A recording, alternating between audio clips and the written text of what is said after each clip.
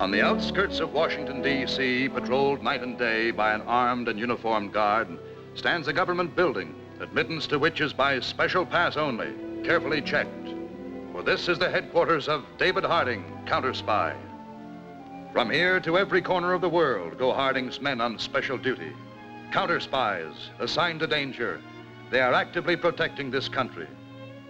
One of these men, Don Martin, was stationed at a place not far from the small southwestern city of Croftona, located on a desolate 50-square-mile tract of desert land owned by the federal government and run under military supervision. It was not an army post in the strictest sense of the term. Some 3,000 carefully screened civilians worked here, developing the super rockets and guided missiles which form our first line of defense against attack. All the records of progress made were kept here in the central files, a treasure house of top secret information, irresistible bait for those of our enemies working from within. Operator, give me long distance, please. Long distance? This is Don Martin, Central Files Division, Extension 24 in the Croftona Reservation. Get me Washington, D.C. Capital 1234. Reverse the charges. That's right. Thank you.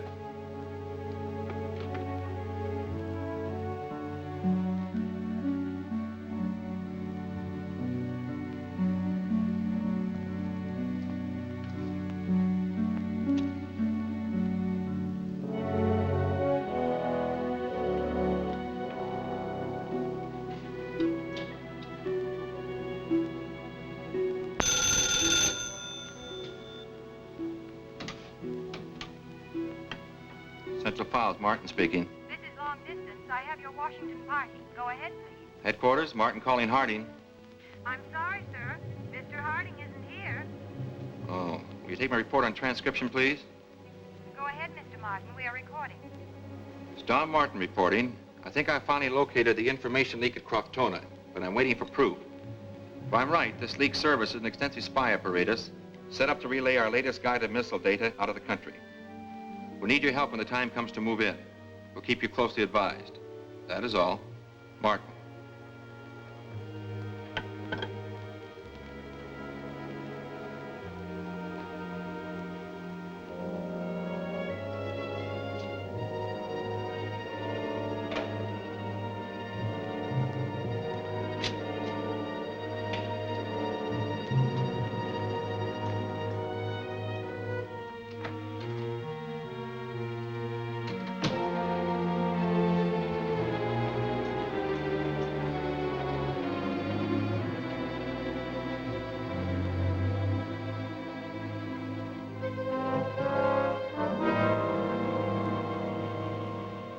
Don Martin reporting.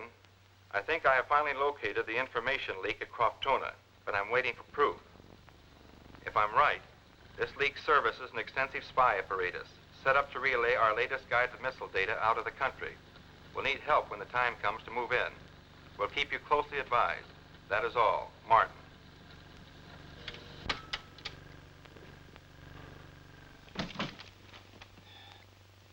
Yes, Peters? The coroner's report just came in, David. It confirms our own. At 11 o'clock yesterday morning, Don Martin was found in his apartment, a suicide, apparently from an overdose of sleeping tablets. But we've just heard Don's own recording. It isn't 12 hours old. A man doesn't get as close to the end of a job as he did and commit suicide. It just doesn't make sense. Yes? I have Croftona for you now, Mr. Harding. Reynolds is on the line. Reynolds? Reynolds, Harding speaking. We've just received the coroner's report you sent in on Don Martin. I see. When's the funeral? I want you to be there. Get a line on everybody who shows up. And Reynolds, have Colonel Kilgore put a double guard in that file room. Understand? Right. Make all arrangements and notify the airport. We're leaving for Croftona as soon as we can pack a bag. Okay, David.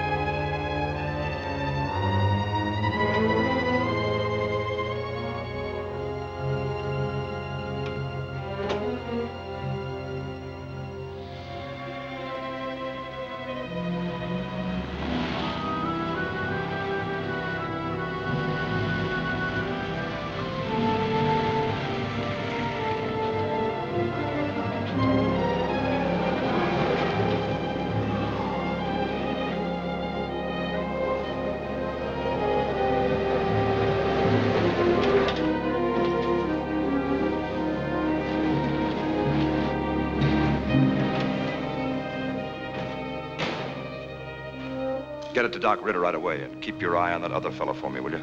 Right.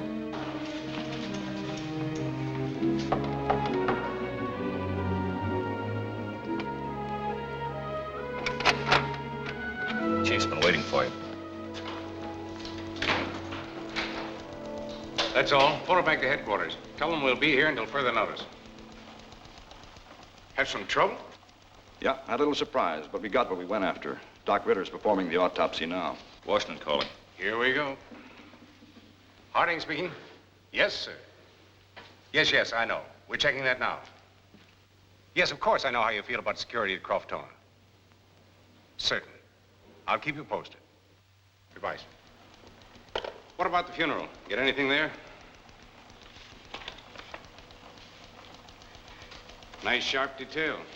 Burton took it from the truck with the telescopic lens. That's Professor Schuman. He's working on control of long-range missiles. And beside him is his wife. He seemed to take it pretty hard. And the young lady standing next to Mrs. Schuman is Martha Holden's file clerk. Colonel Kilgore, Commandant of Croftona, you know. That's Karen Michelle. She was Martin's secretary. Who's that? I don't know, sir. Imagine he must have been a friend of Martin's. The ministers, Dr. Grant, the post chaplain. After the services, I took a good look around so I could find the place later in the dark. We had no trouble getting by the watchman, finding the place. But just as we got near the grave, we heard the sound of somebody digging. I went ahead to take a look. There was a guy with the same idea we had.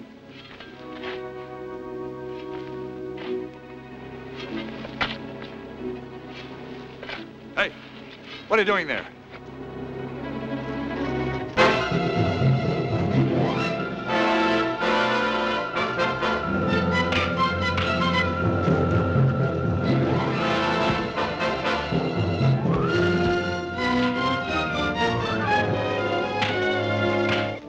Having a pretty rough time with him until Burton and McCullough came up and gave me a hand.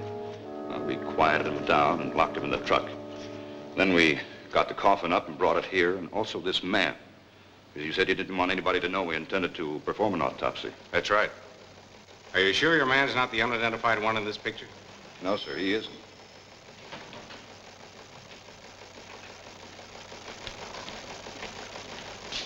Peters?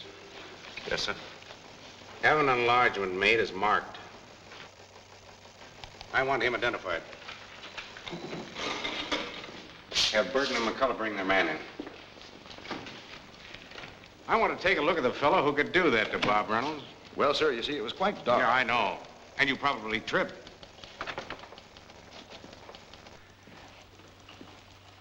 It's quite an establishment. Body snatching must be lucrative business.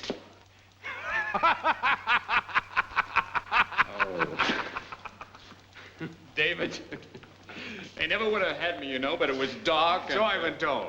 Reynolds, shake hands with Simon Langton. Simon Langton? Well, that makes it a pleasure. It isn't every day we bring in the David Harding of England. Well, I'm glad my superintendent can't hear you. He thinks he is. Meet Burton and McCullough, also of my staff. Hello? Hi.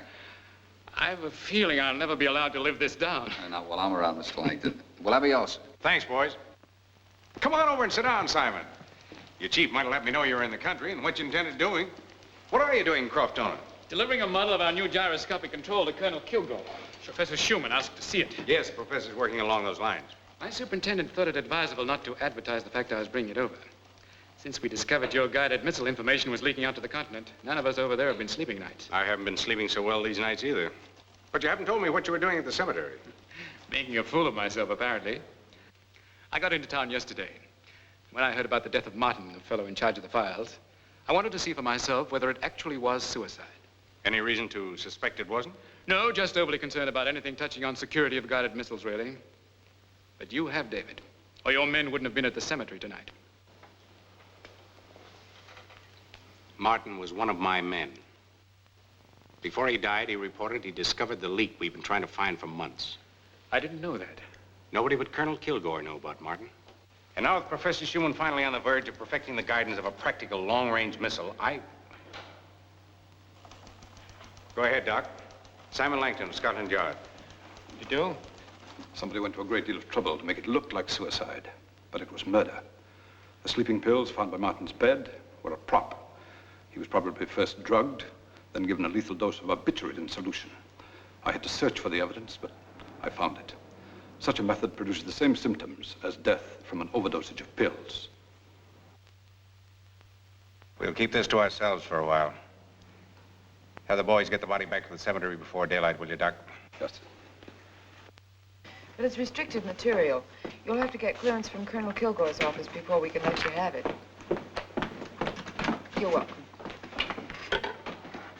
Requisition for the job, Miss Michelle. Will you sign it, please? Thanks, Jimmy. Tell Mr. Langton it's wet. I haven't got time to be doing these jobs over. Central Files, Miss Michelle. Yes, I'll tell him.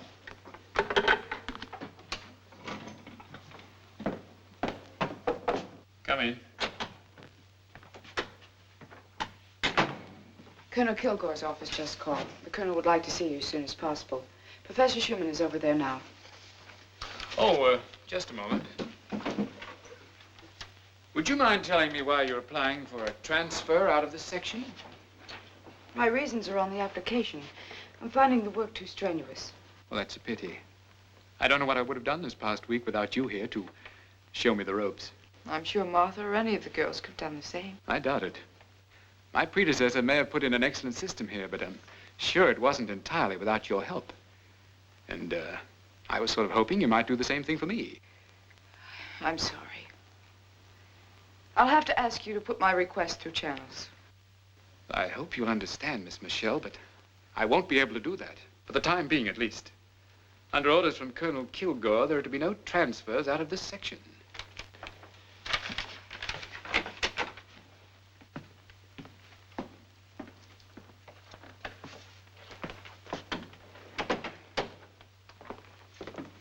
Here's that stuff on turbojets the engineering lab ordered. How about lunch? Not today, thanks. Anything wrong, Karen? No, nothing. I have an appointment in town.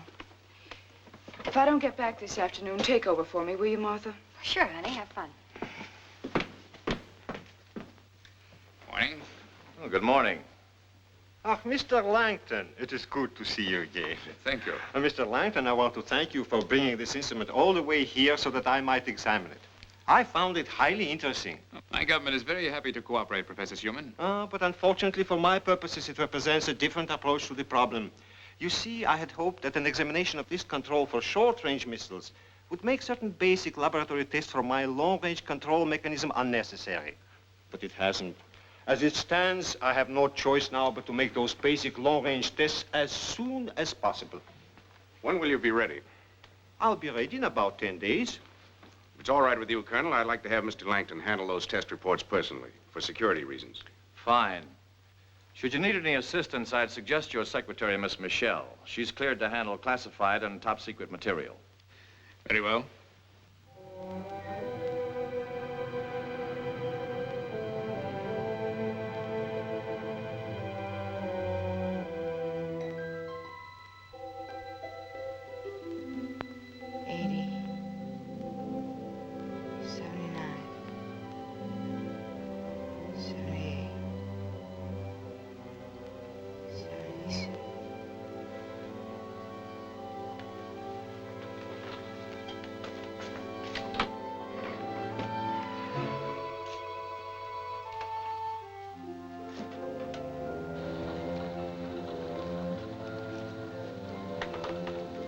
Last Thursday was the 24th. It was the morning the test reports came in from the firing range on XPMG-19. Yes, I remember. You saw those reports, didn't you? Mr. Langton dictated them to me. He's dictating it to you now. You're taking it down. Memo from Central Files Section, Croftona Reservation, to War Department. Effectively tested this date. The new short-range guided missile, XPMG-19, has a range of 22 miles at an elevation of 45 degrees. Wind deflection, 13 miles per hour. and proved controllable to target and remained accurately maneuverable during its entire time in the air.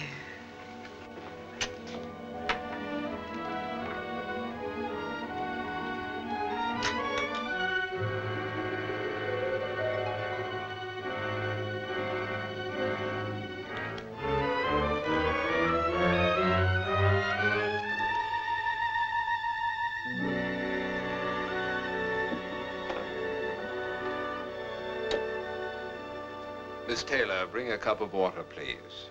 Yes, Doctor.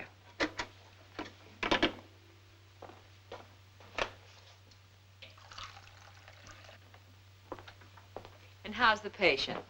Not very well, I'm afraid. Oh, I think we made great progress today. I finally succeeded in getting her to relive some of her concentration camp experiences. Then no wonder she feels the way she does. Oh, it isn't that. I had a splitting headache when I came in here because of a disappointment. I applied for a transfer to another section. It was denied. You applied for a transfer?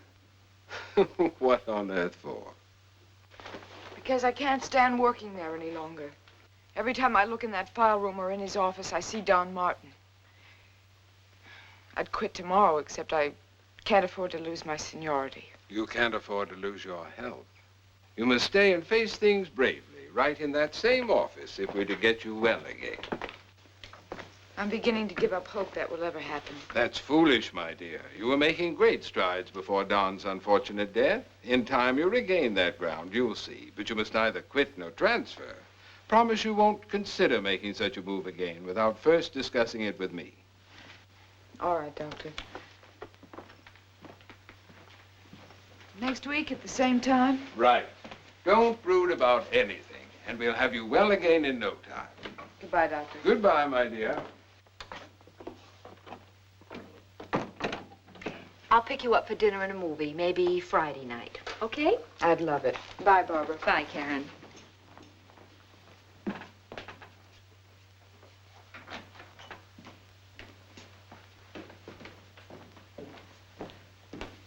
I'm from the Surgical Supply Company. What do you want this ultraviolet lamp?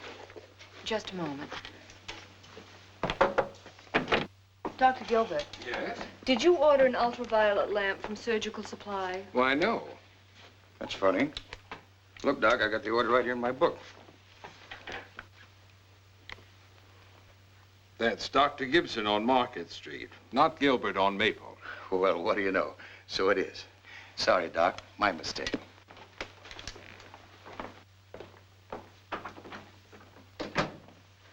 I didn't like what Karen said about that transfer business. I'll just have to keep talking her out of it. Also, I think she's getting tired of the length of time this treatment's taking. That's your problem. You brought her to me. It's your job to see that she keeps coming. Here. I'll see to it.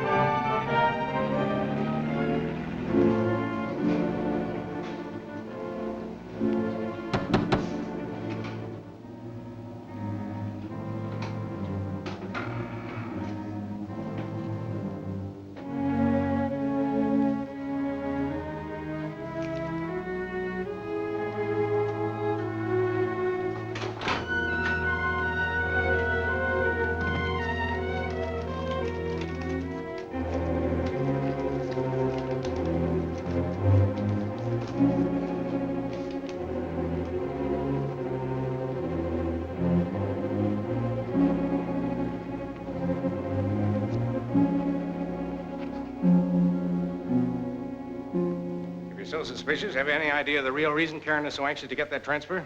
No, I'm just suspicious of the fact that very suddenly she's finding the work too strenuous, that's all.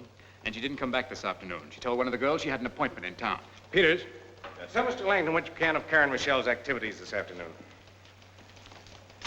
Karen Michelle left the administration building at 12:04 p.m. She boarded the 12:10 bus for Croftona at the reservation gate. The bus dropped her off on the corner of 5th and Maple. She walked north on Maple to number 309 and entered. This is a combination residence, office, and clinic used by a Dr. Victor Gilbert. She remained in there nearly 2 hours. Hold it a minute. Fields? Yes, sir. Got Gilbert's prints classified? Gilbert's? Yes. I want to find out all about that, fellow.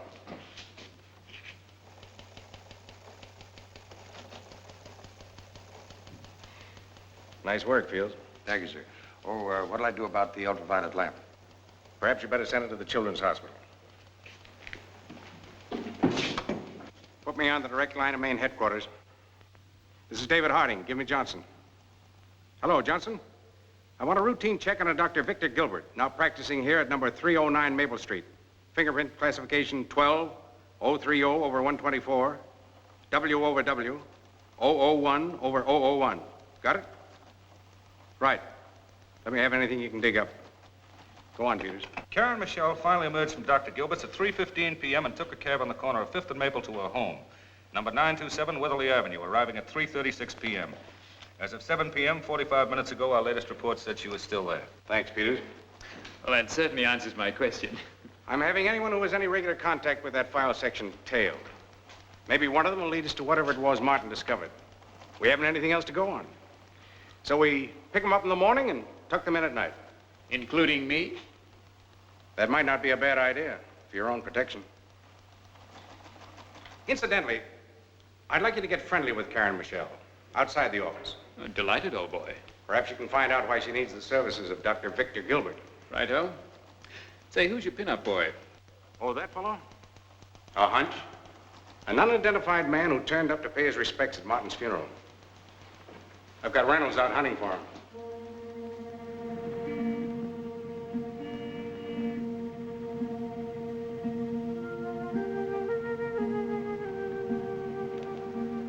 Sorry, mister, I don't know.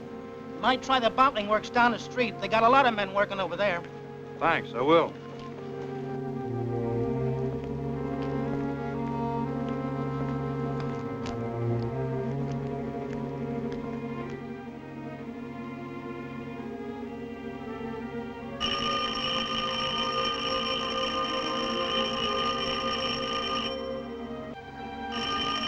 Are you expecting someone? No, better see who it is.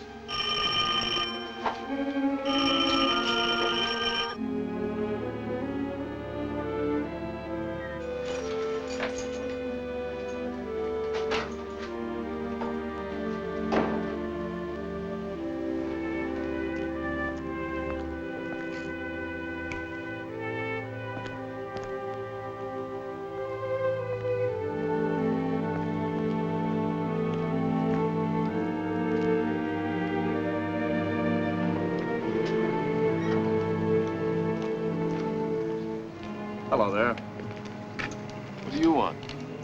I'm trying to find this man. You know him? Never saw him before. Well, maybe he works here during the day. If you did not know him, I'm on the day shift every 2 weeks. What do you want to see him about?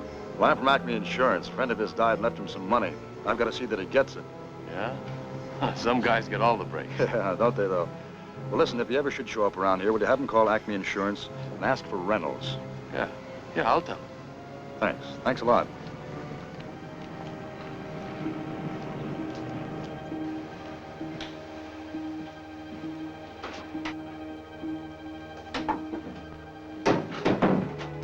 There's that guy Reynolds who's been beating the neighborhood with that phony insurance story.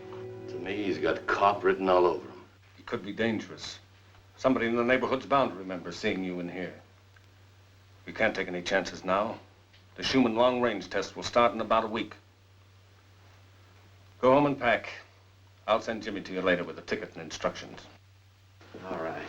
Paul, to Cork.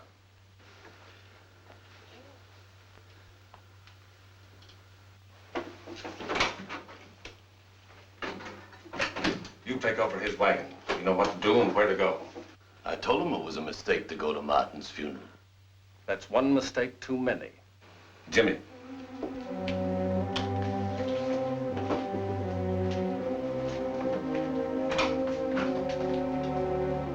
Go directly to the address in Bonus Aires and you receive your further instructions there.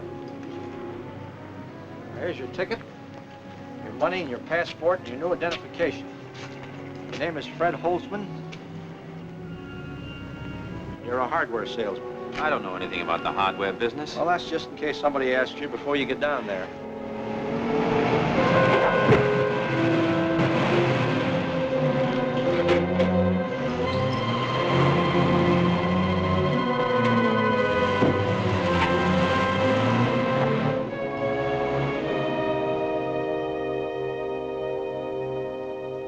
Yes, I've got them all now. Thanks. I'll wait. This tabs him. The fingerprints check. Get a dozen aliases, but Fred Holzman's a new one. Occupation hardware salesman. Our files have him as Paul Eisel, wanted for illegal entry. City morgue is still holding the body for identification, sir. Reynolds, give them all the alias information. Nobody will claim him now. We'll have to find a new lead. Looks as though someone shut him up before we could get to him. They did a good job of it. Yeah. Yes, Fields? This was received from Johnson by wire photo, sir. It's supposed to be a picture of Dr. Victor Gilbert. What do you mean, supposed to be? Well, that's not the face of the man whose fingerprints I took. Although Johnson insists that this photograph goes with those prints. You can't fake a fingerprint. This has got to be Gilbert. And so is this. I borrowed it from a local portrait gallery last night after the wire photo came in. This is a picture of the man I fingerprinted. This picture from Johnson was taken about 10 years ago. Now, what's this?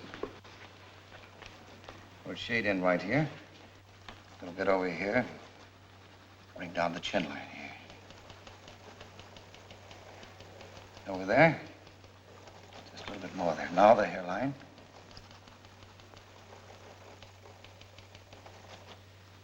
There you are, sir. Who is he anyway? His real name is Hugo Borin, originally from Czechoslovakia. He immigrated to the United States in 1937. So far, that's all we have on him, except that he is not registered with any medical association as Borin or Gilbert. Have Johnson drop everything else to concentrate on this. Every scrap of information that can be dug up in this man's activities since he came here and before must be in our hands within the next 24 hours. Yes, sir. I want some more prints of these, and have some stereo slides made. Laboratory tests of the Schuman control mechanism indicate a possible range far in excess of 1,000 miles. This date, installation of the mechanism into an actual missile was begun. Installation should be completed by the 15th. Actual firing time has been set for 10 o'clock a.m.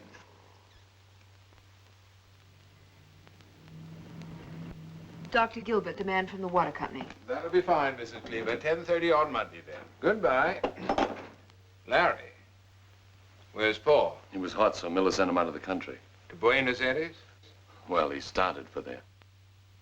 What time does the Michelle girl usually get here? On a lunch hour every other Wednesday. I'll pick up on Wednesdays then, same as Paul. What about this new boss she's got, this guy Langton? Miller wants to know. He's taken her out once or twice. From what I gather, he seems quite interested in her. Where'd he come from? Karen said he was working in England before here. In England? Doing what? I don't know. The same kind of civil service work, I guess. We'll call you as soon as we get any more information on him. Don't stay off the phone, unless it's an emergency.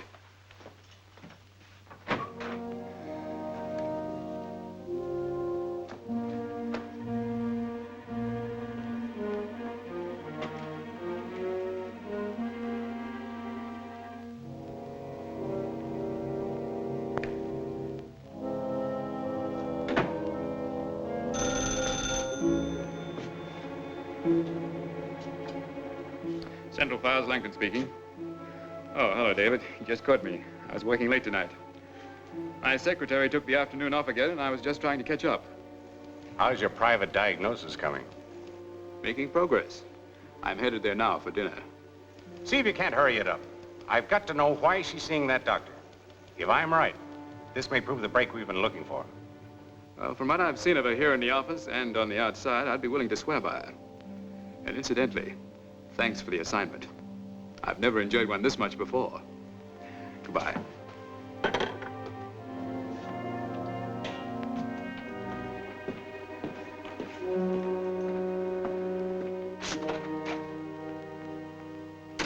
He's a federal agent. He's put in there to take Martin's place.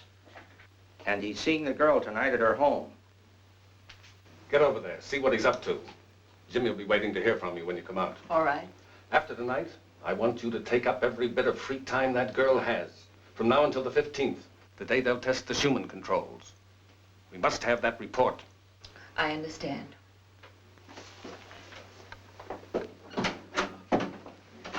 How much do you think Langton knows? This isn't what he knows. It's what he's liable to find out. Like the other one did. I don't intend to wait as long with Langton as we did with Martin. Don and I were engaged to be married. I had no idea. You couldn't have known. No one did. I insisted on keeping it a secret. Do you mind if I ask why? Well, I wasn't sure of myself. I wasn't sure of myself mentally. Whenever I'm emotionally upset, I get severe headaches. The pain is almost paralyzing. Don wanted to marry me, but I made up my mind against that until I could be cured. I wasn't expecting anyone. Excuse me, Simon. Why, Barbara. Hello, Karen. I saw your light and thought I'd drop in and see how you were. I'm all right. Come on in. I want you to meet someone. Oh, I didn't know you had company. It's my new chief of section. Barbara, this is Simon Langton, Barbara Taylor, my closest friend. How do you do? Hello. How about a cup of coffee? There's still some hot in the kitchen. Oh, I'm sorry. I can't stay. The doctor needs me for a case tonight. You know, Karen, you really should be in bed. You had a rough day today. Dr. Gilbert feels that Karen should have as much rest as possible. I was telling Simon about my headaches just before you came. Oh, are you interested in medicine, Mr. Langton? Well, only when I'm sick. Well, as Karen's nurse as well as her friend, I hope you won't keep her up too late. I won't. I'm leaving very soon, as a matter of fact. Well, it's 5 minutes to 10. Correction, 5 after 10. Oh, thank you. I better trade this in on a new model. Well, I'd better be going. It was a pleasure meeting you, Mr. Langton. Nice meeting you too, Miss Taylor. What about tomorrow night? Shall I pick you up at the office? All right, fine. Thanks for looking in, Barbara. Bye. Nice girl. Known her long? Mm-hmm. We met in Europe in a DP camp. We arrived in America together. I stayed in New York for a while, and she came out here to Croftona and went to work for Dr. Gilbert. They were instrumental in getting me the job at the reservation. And when you came out here, she took you to Dr. Gilbert for your headaches, huh? Yes. He's very thorough. When he couldn't find anything physically wrong with me, he decided to try psychiatric treatment. Oh? Oh, he doesn't specialize in it. But he decided my headaches stem from a mental block and inability to face my experiences during the war years. And by making me relive those experiences, he hopes to get rid of the block and the headaches with it. So that's why you're seeing Dr. Gilbert? Yes, of course. Why? Oh, I just meant that I understood what he was trying to accomplish. Well, it's getting late. I better be running along. Thanks for the dinner. It was wonderful. And thanks for the flowers. They're beautiful. Maybe we can get together again soon. I'd like it. Fine. Karen, since you were so close to Don Martin, do you know of any reason for him to have taken his own life? Please, I won't discuss it. I can't. Not with you or anyone. Good night, Simon. Forgive me. I didn't mean to. My arm. When Dr. Gilbert gives me that solution treatment, it makes my arm sore. Oh, I see. I remember when I was vaccinated, my arm was sore for weeks. Good night, Karen. Good night. See you in the morning. Right.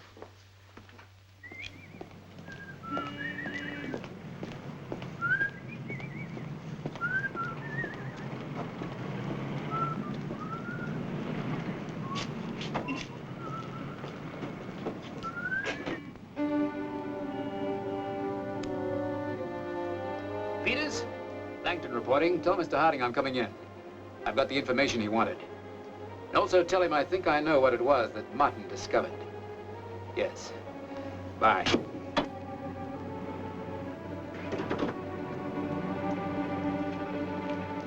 Oh, I beg your pardon. My fault. Mr. Langton. Ah, Jimmy, out for an airing? I live right around here. You walking very far? And just to where I can catch a cab. Well, there's a stand right around here, about a block from where I live. Oh? Yeah.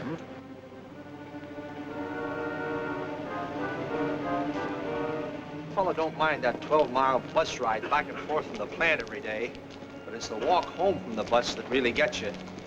I'll tell you, when you've been on your feet for 10 hours, it's murder. What? Oh, yes, I suppose so. Well, it's different with men like you, Mr. Langton. You see, you spend a lot of time at your desk. Fellas like me, well, our job keeps us on our feet most of the time. And boy, we really feel it. Yes.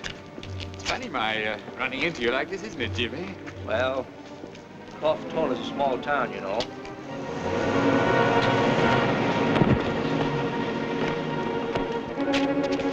Hey, drop that gun!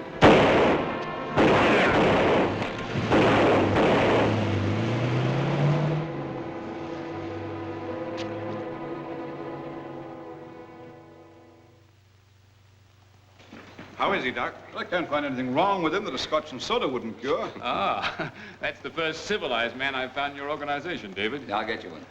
Make it a double. No soda. Okay. What do you think of Simon's theory about Gilbert's treatment of the girl? It's possible. There are several hypnotic drugs which could enable a man to extract information from someone without that person's knowing anything about it afterwards. I can't be positive, of course, but Gilbert could be getting the information out of her that way to stunt the Nazis used on our captured agents during the war. Besides, it's hard for me to believe that Karen is one of them. If she's innocent, she'll get all the breaks. I've already briefed Colonel Kilgore. Karen must take your place at the test. But there's still something about Martin's death she's not telling. That's the one thing that puzzles me. Here you are. Oh, thanks, Mac. That's okay. We turned the body over to the morgue with instructions to keep the whole matter confidential and out of the papers until further notice. Good. Well, I've had enough for one night. I'm hopping over to the hotel to get a good night's sleep. Go out and buy some toilet articles and fix them up at the bunk right here. Right. With your consent, you can find at these headquarters for the time being. Our friends wanted you out of the way. We'll do our best to oblige. After all, if I can't produce you alive when this is over, Simon, how will I ever be able to face Scotland Yard? Not a line. Nothing. But I'm positive he's dead. I felt the car hit him. And when I turned around, he was on the road still. And Jimmy? I don't know. You don't know? He could be alive. The police could be making him talk right now. But I swear, Miller, I didn't see a cop. Do you think I'm nuts? I'd never tried that stunt if cops were around. Well, where do you think the shots came from? Oh, that was afterwards. Jimmy was on the run. You should have made sure of both of them. You're a clumsier fool than Paul. Jimmy must be dead. Let's hope they're both dead, for your sake. You wanted to see me, Colonel? Yes, Miss Michelle. Sit down, please. I'm afraid I've a shocking piece of news. Your chief of section, Mr. Langton, has suffered a severe automobile accident. He narrowly escaped death. He's in a coma. In fact, the doctors don't know whether he'll ever regain consciousness.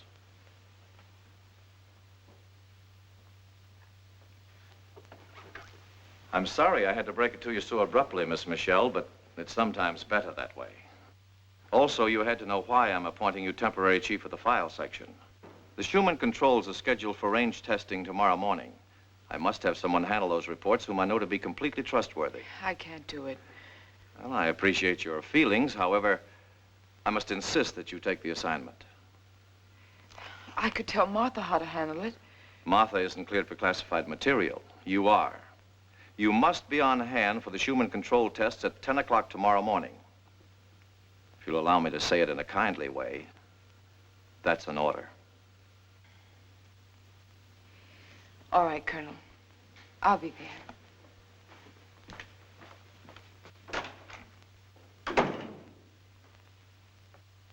As you can see from the position of the Gilbert house, it's not going to be easy. There isn't too much cover. And the neighboring houses and buildings aren't as close to it as we could wish. Nevertheless, no one in that house, or in the neighborhood for that matter, must know what we're up to. One slip-up, and we've lost the first crack we've had at these birds for months. On my request, Colonel Kilgore has had the test moved up to tomorrow morning, Wednesday the 14th at 10 a.m. so that the girl will go directly from the test to a regularly scheduled Wednesday appointment with Gilbert. If I'm right, she'll transmit the information to him then. I've got to know how she does that and what he does with it after he gets it. Now, let me make this very clear. From the minute Karen Michelle arrives at 309 Maple Street, everyone who goes in and comes out of that house has got the full report of the Schuman controls on him, until you prove otherwise. All right, let's have it. Let's have the slides in. This is Hugo Boren. The other slide. Alias, Dr. Victor Gilbert. Take a good look at him. Under no conditions is that man to be allowed to leave 309 Maple Street without being taken into immediate custody. It's 20 minutes past 12. That gives us exactly 9 hours and 40 minutes to set up. Any questions? Then let's get started. Thanks, Ed.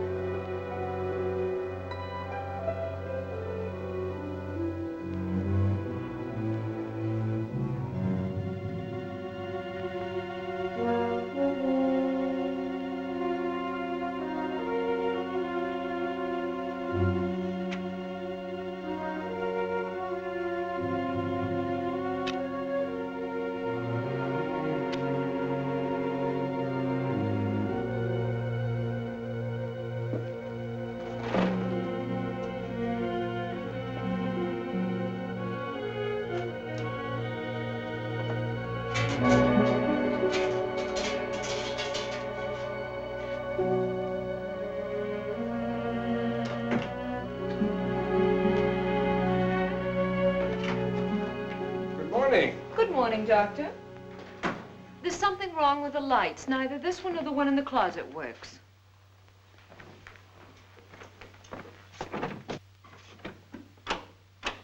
Looks like the power's off. Call the power and light company and have them get right over.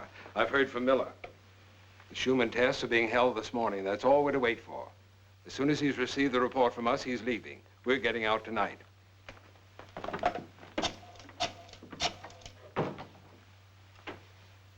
Information. Will you give me the number of the Croftona Power and Light Company, please?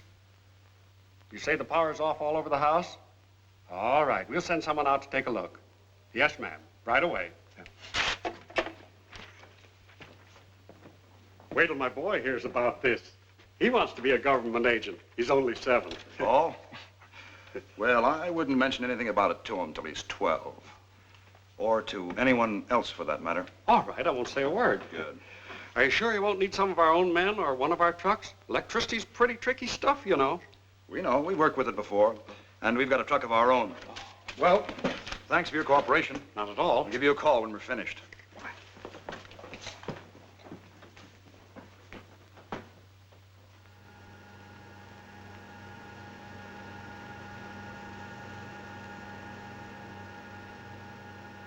45 seconds.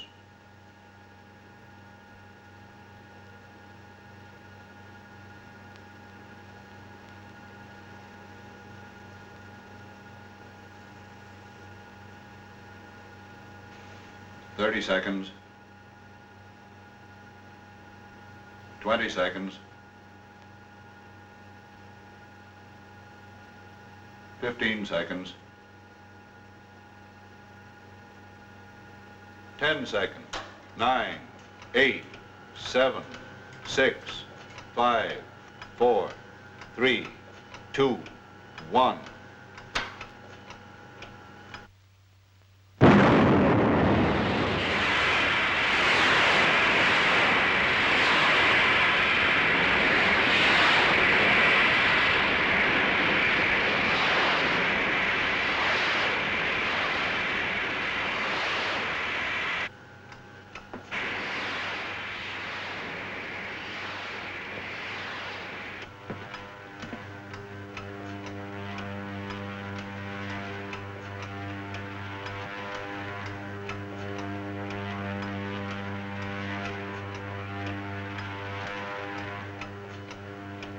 The missile armed with atomic warhead was airborne at 10 a.m., reaching an altitude of 53 miles in 45 seconds before leveling off.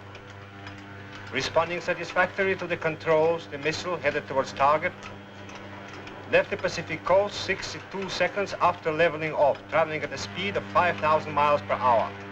Target destination 30 degrees north by 135 degrees west. Total distance to target 1,250 miles. Estimated traveling time 15 minutes.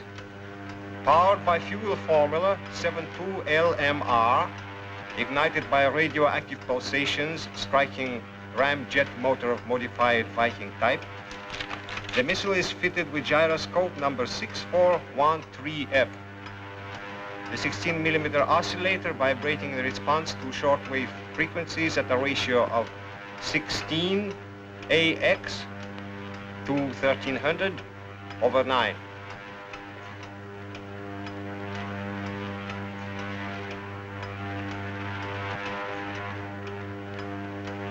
Time, please.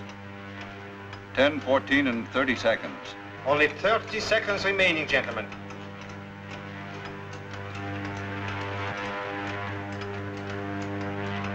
Ten, 9, 8, 7, 6, 5, 4, 3, 2, 1.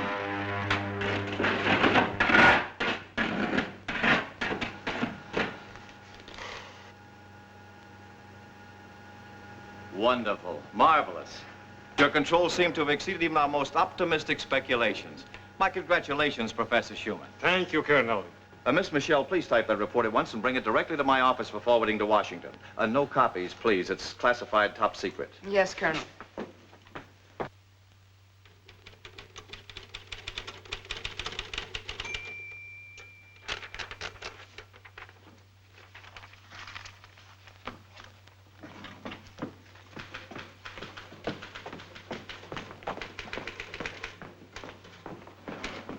Please get immediate word to Mr. Harding. This completes my end of it. Well, thanks, Colonel. We'll take it from here. Bye. That was the Colonel, Mr. Langton. Karen Michelle has just finished the report, handed it in, and left the office.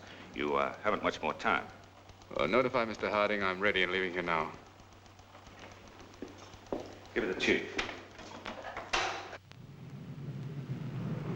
Peters to Harding. Mr. Langton ready, and now leaving here. All right, Peters. Reynolds is still inside, trying to find that short circuit. Tell Langton to wait until he gets McCullough's signal from the top of the pole, then go in. Right, sir. Harding to Fields. She'll be taking the bus out of there any minute now. Over. Fields to Harding. Roger.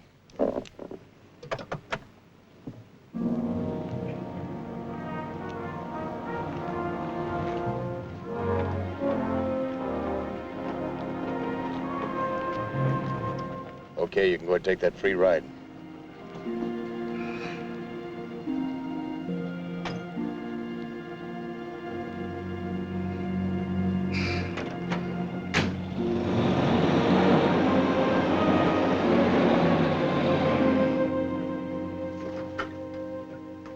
Harding to McCullough. Are you set? Yes, sir. Without your okay, a greased sardine couldn't slip through this territory. That's fine, Mac. Stand by. Roger.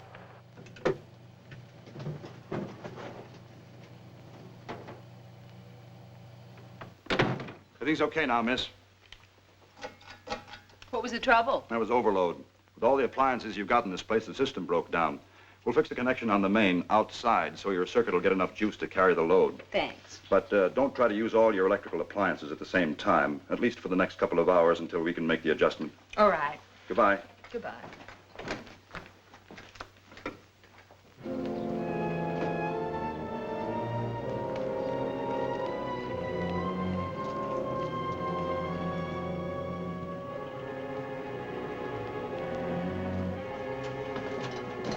Snap it up. The girl's due here any minute. I planted the mic in Gilbert's inner room. We'll be ready as soon as I can make this connection to the transmitter.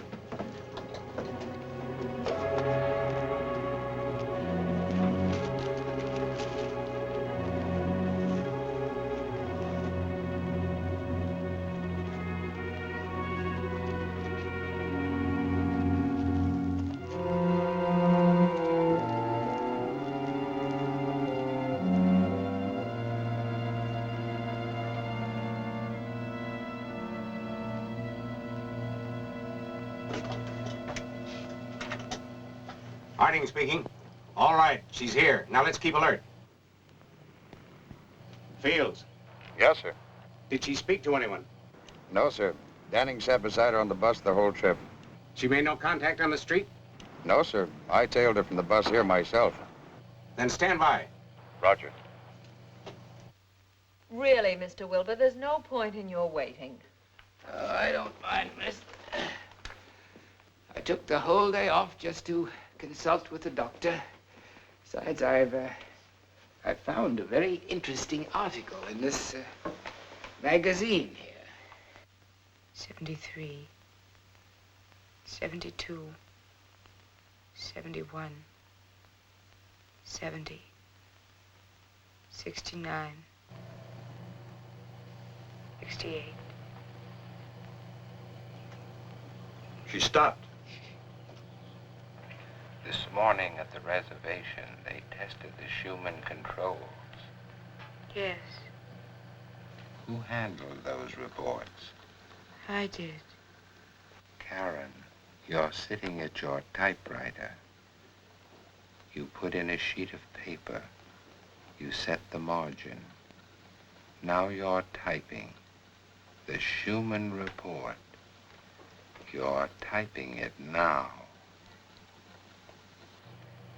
The missile, armed with atomic warhead, was airborne at 10 a.m., reaching an altitude of 53 miles in 45 seconds before leveling off, responding satisfactorily to the controls. The missile headed toward target. Anything else today? Just what was in the hamper. I got that. See you next week. Mr. Wilbur, the doctor's going to be quite a while. All right, miss. I don't mind waiting. Yes, doctor. Right away.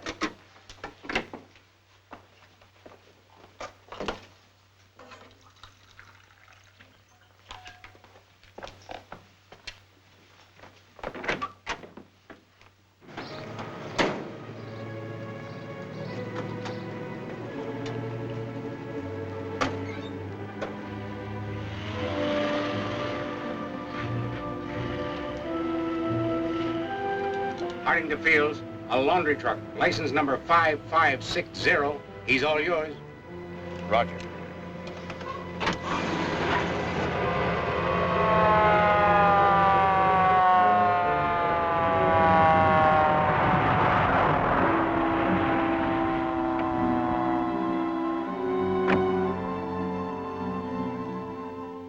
But really, Mr. Wilbur, Dr. Gilbert isn't seeing any more patients today. Why don't you phone for an appointment tomorrow? I won't be in town tomorrow, nor all next week. I really only want a minute of his time. I'll just wait until his patient leaves, and you just ask him once more for me, eh? Very well, but you're wasting your time.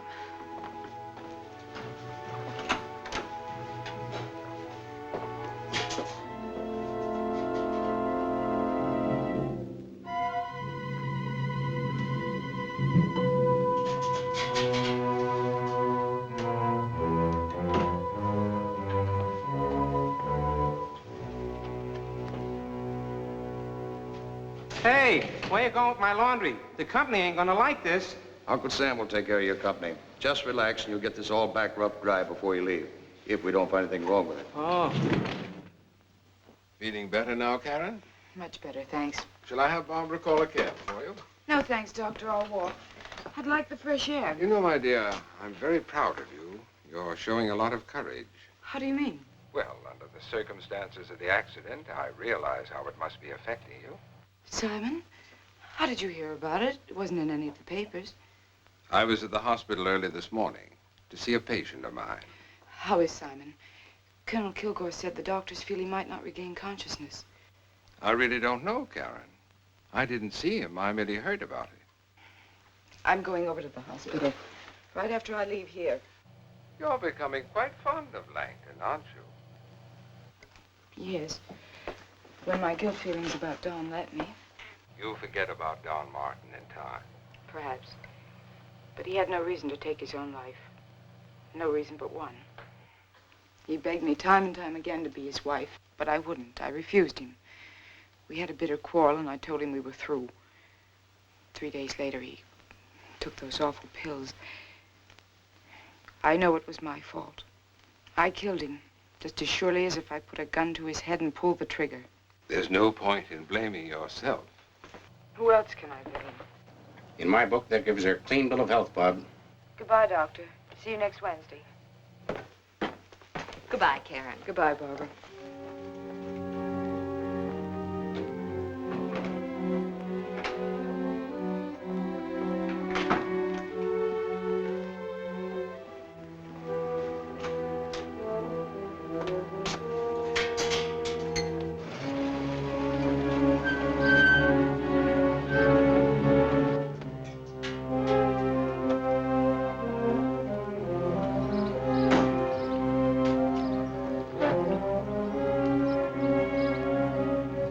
Why don't you see him for a minute? It's the quickest way to get rid of him. All right, send him in.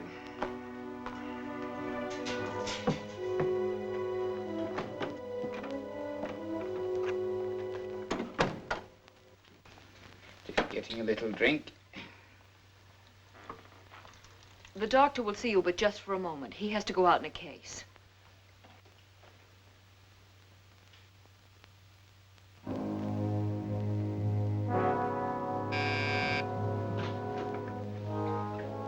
Yes, Doctor.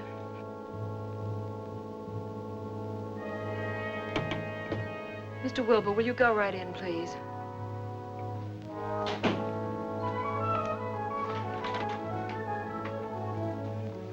Dr. Gilbert, Mr. Wilbur.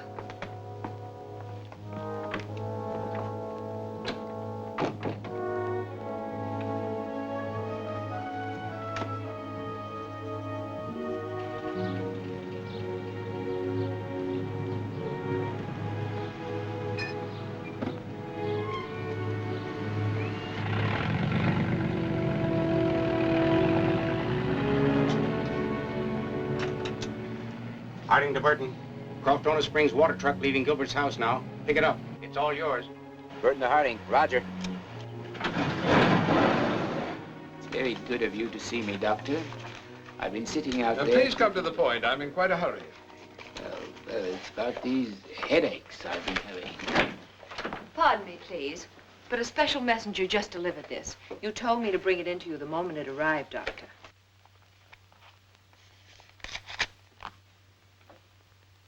And the hospital called and said you didn't have to hurry after all. Fine. Now I can spend more time on your case, Mr. Wilbur.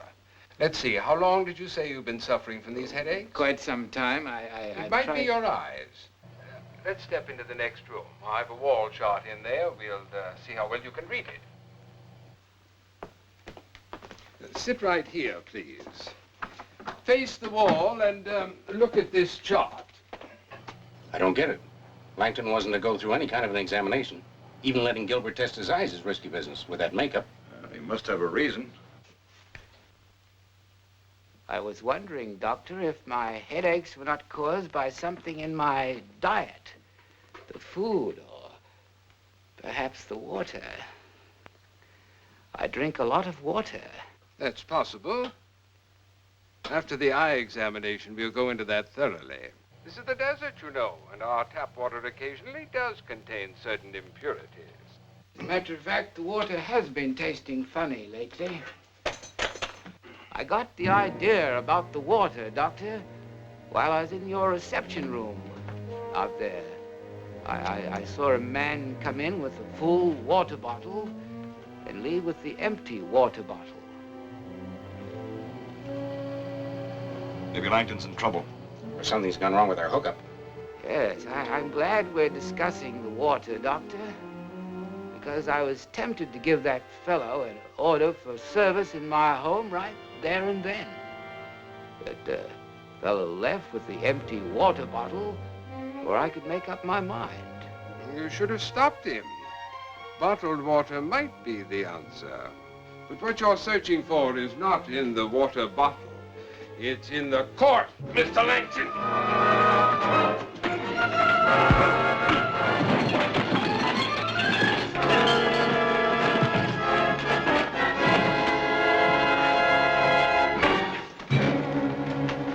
And Langton, just to disturb the long sleep you're going to have, your friends didn't hear a word about any water bottle.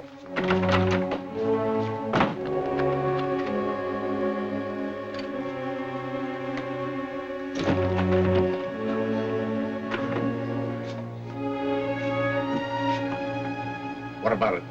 I don't know, sir. Can't tell without going in there. We can't go in. We can't afford to tip our hand yet. Wish we could hear something. Anything.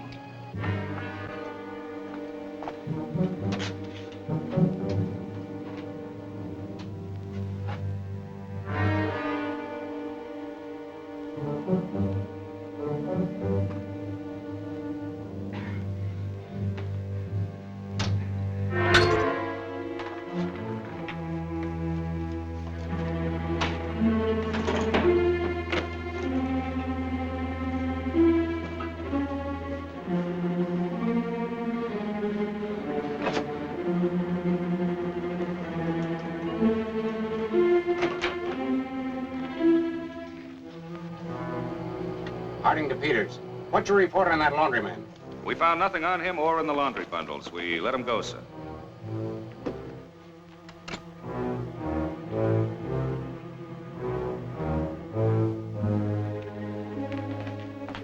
You ready to leave? But what about Langton? I put him to sleep. Yes, but if he wakes up... I'll make sure he won't.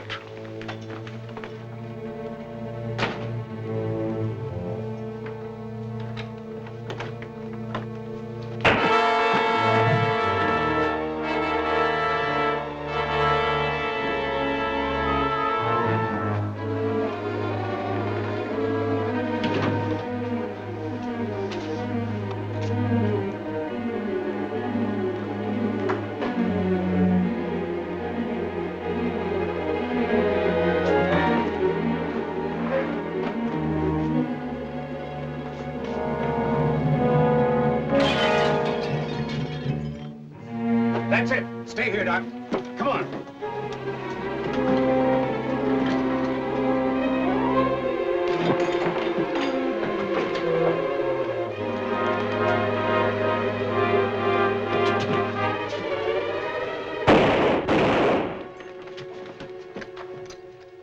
Cigarette?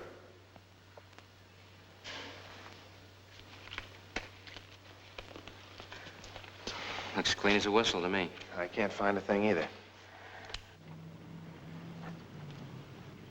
We've got to make him talk. He's got an awful load of that stuff in him. We can't get a word out of the girl, and Gilbert's still out. What is on the recording? Nothing. No memo belt, no spool, nothing. We've searched everywhere. He's coming around. Simon, the recording. Where is it? Water truck. Water truck. Okay, my friend, sorry to have troubled you. You can go along now.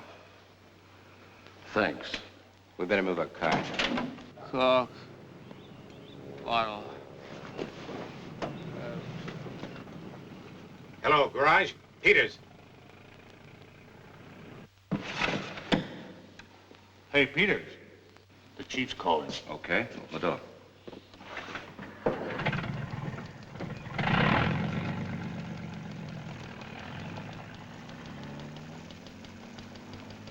Yes, sir?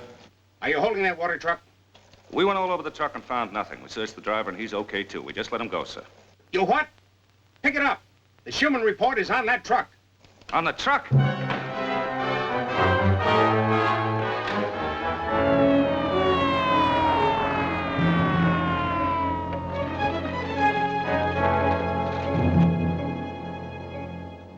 And that's where we found it, hidden in a cork.